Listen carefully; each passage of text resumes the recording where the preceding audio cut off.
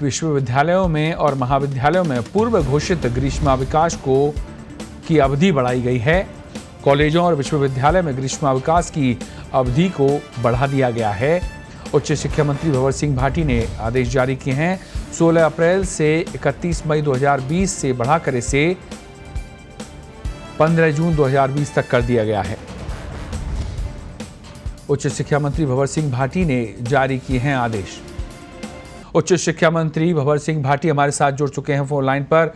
मंत्री जी, स्वागत है आपका पत्रिका टीवी में। आपसे जानना चाहेंगे कि जो आदेश दिया गया है, क्या इसका आशय है और कब तक ये ग्रीष्मावकाश बढ़ाए गए हैं? हाँ, नमस्कार जी। लॉकडाउन की वजह से जो हमने पहले ग्रीष्म अवकाश घोषित किया था 16 अप्रैल से 31 मई तक जी, क्योंकि अब 31 मई समय पूरा होने जा रहा है और परिस्थितियां अभी भी सामान्य नहीं होने की वजह से हमने 15 दिन ग्रीष्म अवकाश को और बढ़ाने का निर्णय लिया है 15 जून तक जी।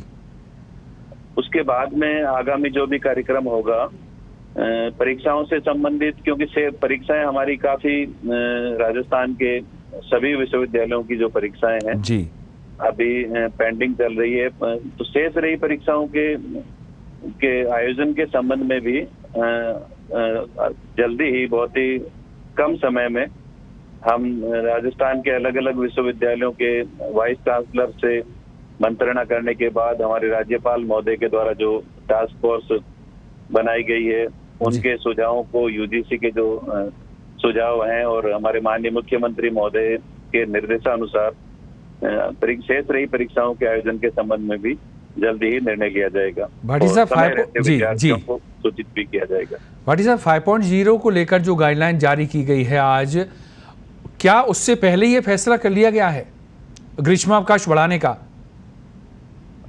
हाँ, निश्चित रूप से ग्रीष्मावकाश बढ़ाने का तो निर्णय हमने कर लिया है, पर परीक्षाओं का आयोजन 5.0 जो लॉकडाउन 5 है जी, इसको भी मद्देनजर रखते हुए इसमें जो गाइडलाइन एडवाइजरी दी गई है उसको ध्यान में रखते हुए हमारे विश्वविद्यालयों की शेष रही परीक्षाओं का आयोजन का निर्णय सरकार के द्वारा अतिशीघ्र लिया जाएगा। और कॉलेज और यूनिवर्सिटी जो हैं उनके संचालन की बात अब संभवतः राज्यों पर छोड़ दी गई है, तो राज्य क्या दिशा निर्देश देंगे? कब तक इनके खुलने की उम्मीद जताई जा सकती है? क्या इसको लेकर कोई चर्चा हुई है?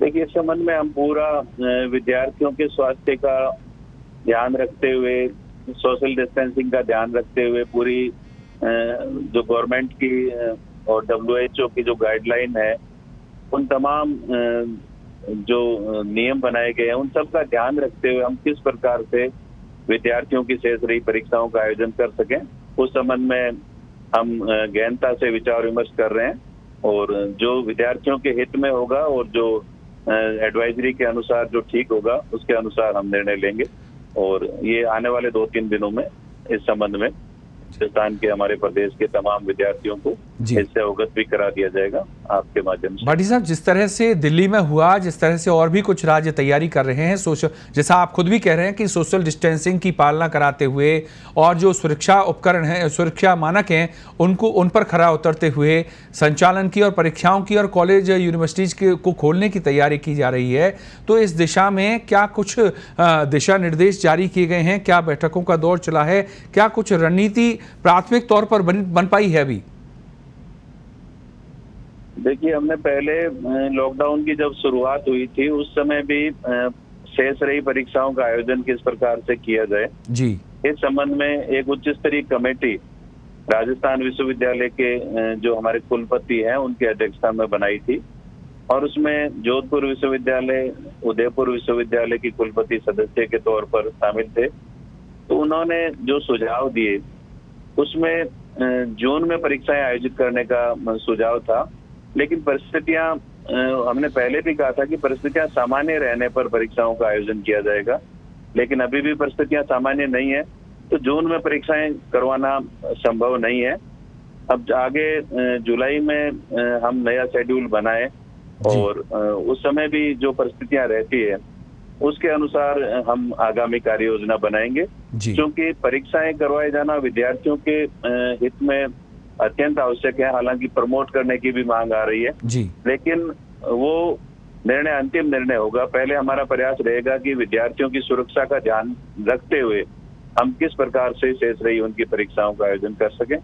तो उस संबंध में हम लगातार प्रयासरत हैं कि उसका एक अच्छा एक छात्र हित में और एडवाइजरी का पालन करते हुए हम कार्यक्रम बना सकें, और वो हम कार्यक्रम अतिशीघ्र बनाएंगे जी। और उसमें भी ओवरऑल कोरोना की परिस्थितियों को ध्यान में रखते हुए निर्णय किया जाएगा। यानी ये माना जाए कि सरकार एक बिंदु वो भी शामिल है आपकी चर्चा में, जो आप कह रहे हैं कि प्रमोट करने वाला जो बिंदु है उस पर भी चर्चा कर रही है। हालांकि इस पर अभी कोई अंतिम निर्णय नहीं लिया गया है, लेकिन सरकार के गौर में है ये। अभी प्रमोट करने वाली कोई बात नहीं है सर। हालांकि विद्यार्थी संगठनों के द्वारा, छात्रों के द्वारा मांग आ रही है। जी जी। हाँ, लेकिन अभी यूजीसी के भी ये निर्देश है कि परीक्षाओं का, शेष परीक्षाओं का आयोजन किया जाए जी।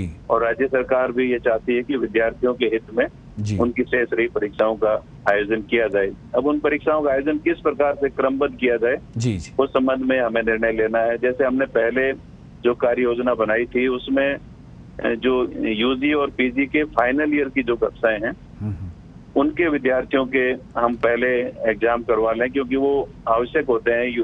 फाइनल ईयर के विद्यार्थी को आगे प्रतियोगी परीक्षाओं में भी बैठना होता है, या दूसरी जो हाई लेवल की क्लासेज हैं उसमें भी शामिल होना होता है।